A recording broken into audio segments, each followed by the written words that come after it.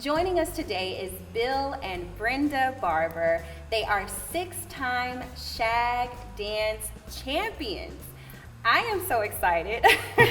I say this a lot on Living Local because I do get extremely excited, but to hear your story, you're both married and you're doing something that you love. And before we get into your journey together, Bill, tell us, what is the Shag dance? The Shag is a morphosized version of jitterbug and Lindy Hop, and it started between Daytona Beach and Virginia Beach. Okay. And Myrtle Beach just happens to be the center, and that's kind of where the core of it was, and it was up and down the coast. And now, of course, in the major cities in the southeast, all the way from Washington, D.C., all the way to western Tennessee, all the way down to Georgia, Florida, Alabama. There's at least 200 Shag clubs all around all those states, and a couple 100,000 shaggers. Yes. Yeah, and it's just a southeastern version of jitterbug Lindy Hop, and Lindy Hop's the mother dance.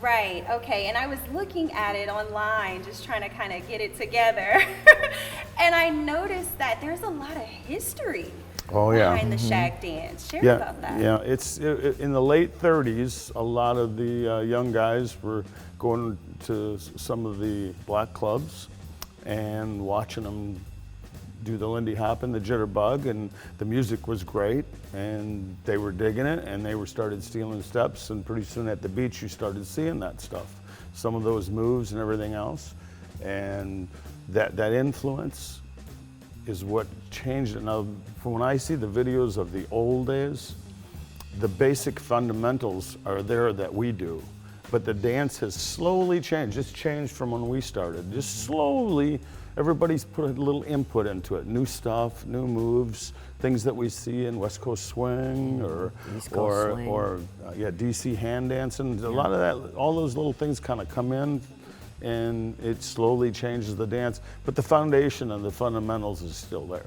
Right. That's what you're taught when you start, is the basics, and that's the key to the dance. Right, I noticed that when I was researching the dance, I noticed how there's a base, routine for it, but there are people like yourselves, I'm sure, who add all the bells and whistles. So Brenda, tell me, how did you two get started with Shag dance?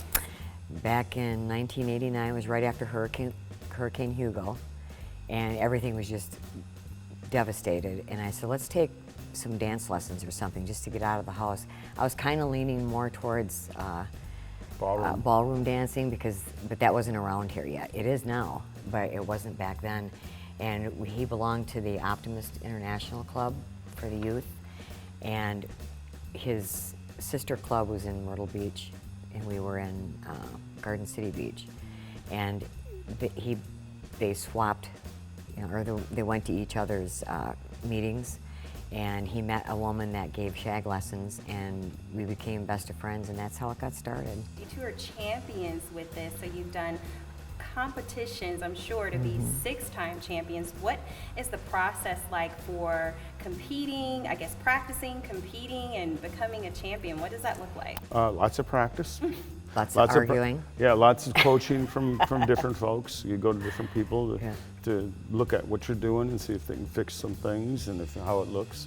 But it's a lot of practice. So we practiced a lot early on, and then as we've gotten older, we practiced a little. We built a dance floor in our house. Mostly social dancing.